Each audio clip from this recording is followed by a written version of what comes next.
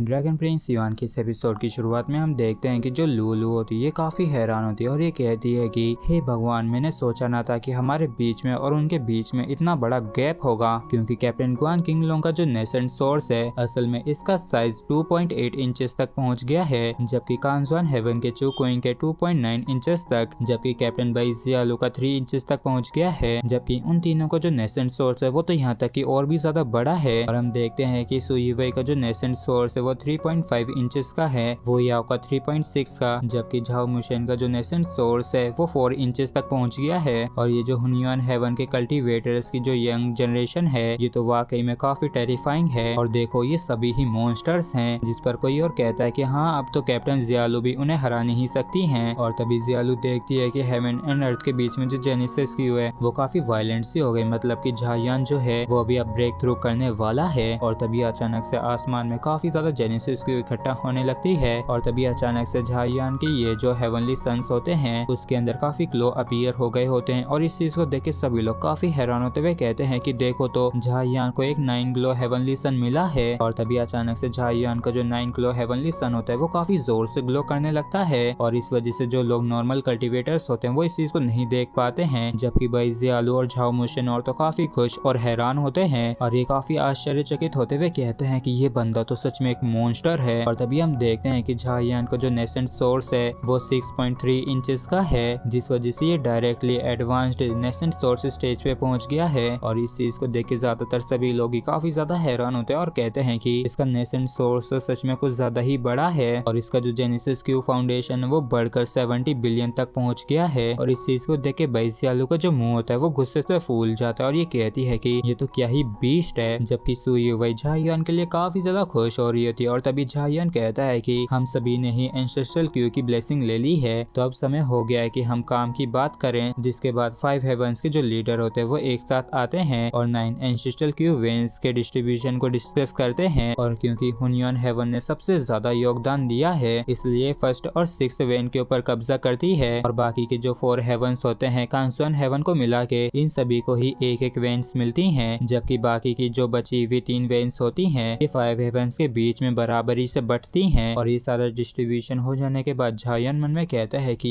गुनियान haven की battle आखिरकार खत्म हो ही गई। और या देखो मैंने ये कर दिखाया, और यहाँ तक कि मैंने तो एंसेस्ट्रल ड्रैगन फ्लैश को भी हासिल कर लिया है, अब आखिरकार मैं तुम्हें होश में ला सकता हूँ। और इस बात को सोचते झायान के चेहरे पे एक मुस्कान सी आ जाती है। और तभी हमें किसी एक स्पेशल डोमेन का सीन दिखाया जाता है जहाँ पे गुनियान हेवन के बैटल के जो पार्टिसिपेंट्स थे ये सभी ही यहाँ पे फाइनल रिजल्ट का इंतजार कर रहे होते हैं। और अगर अभी के लिए हेवनली सन लेवल को हटा दिया जाए तो बाकी तीनों का जो आउटकम है वो आ चुका है, मतलब कि 80% एंसेस्ट्रल क्यू में से 48% पे सेक्रेड रेस ने कब्जा किया है, जबकि बचे हुए 32% पे 5 हेवंस ने कब्जा किया है। और तभी अचानक से ये जो सेक्रेड रेस होती है ये इंफॉर्मेशन को रिवील करते हुए 5 हेवंस को बताती है कि इन लोगों ने सेक्रेड ट्रांसम्यूटेशन बाउंड्री को इस्तेमाल करके जो बचे हुए 20% एंसेस्ट्रल क्यू है उसे हासिल करने का प्लान बनाया था। और जब चीजिंग इस चीज को सुनती है तो इसे काफी ज्यादा गुस्सा आता है इस सेक्रेड रेस के ऊपर। तो एल्डर ब्रदर कहता है कि चिंता मत करो, जूनियर ब्रदर झायुआन काफी कैपेबल है, वो किसी न किसी तरीके से सरवाइव कर ही गया होगा।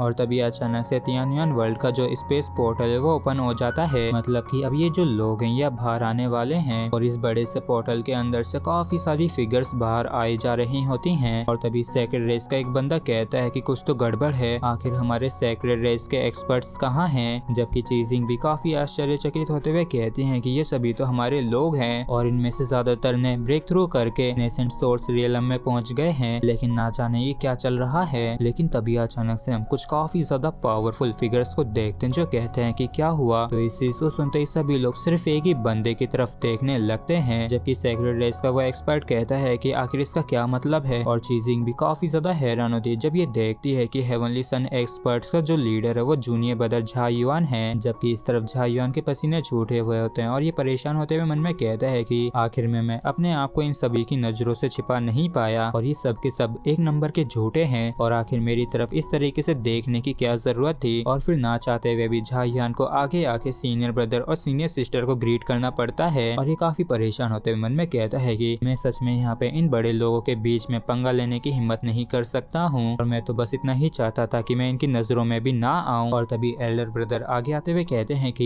ये मेरे मास्टर कांग युआन का तीसरा डिसिपल है। तो इस चीज को सुन के ये पावरफुल पर्सन कहता है कि तो ये बात सच है कि उस ओल्ड मैन कांग युआन ने एक और डिसिपल को एक्सेप्ट कर लिया, तो ये कोई हैरानी की बात नहीं है जो ये इन चीजों को अचीव कर सका। और तभी एल्डर ब्रदर पूछता है कि झायन आखिर क्या चल रहा है। तो झायन एक काफी गहरी सांस लेता है और कहता है कि इंडिया के अंदर तो मोए मोए चल रहा है और सेक्रेड रेस ने एक बाउंड्री को सेट किया था इस उम्मीद में कि वो इसकी मदद से सभी 9 मेन चैनल्स को निकल सकेंगे, लेकिन वो बाउंड्री एकदम परफेक्ट नहीं बनी थी और इसी वजह से मैं किसी तरीके से उसके अंदर वीक पॉइंट ढूंढ सका और 5 हेवंस को लीड करके अंदर ले गया और काफी सारी खतरनाक बैटल्स के बाद हमने बाउंड्री के ऊपर कब्जा कर लिया, जिस वजह से सेक्रेड रेस के जो लोग थे वो मरने लगे थे या फिर काफी बुरी तरीके से इंजर्ड होने लगे थे। तो इस चीज को देखे ज़ियातू ने अपने आखिरी लम्हों में कुछ सेक्रेड रेस के एक्सपर्ट्स को भागने में मदद की और कुल मिला के बाद बस इतनी सी है कि इतनी खतरनाक बैटल के बाद वो आखिर में हमसे हार गए। और जैसे झायन बताता है कि सेक्रेड रेस इससे बैटल में हार गई, तो इस चीज को सुनते ही इन सभी बड़े लोगों के बीच में सन्नाटा सा छा जाता है। और इसी के साथ फ्रेंड्स हमारा ये एपिसोड भी यहीं पे खत्म होता है। अगर आप लोगों को वीडियो अच्छा लगा हो तो प्लीज चैनल को सब्सक्राइब और वीडियो को लाइक करना बिल्कुल भी ना भूलें। Thank you.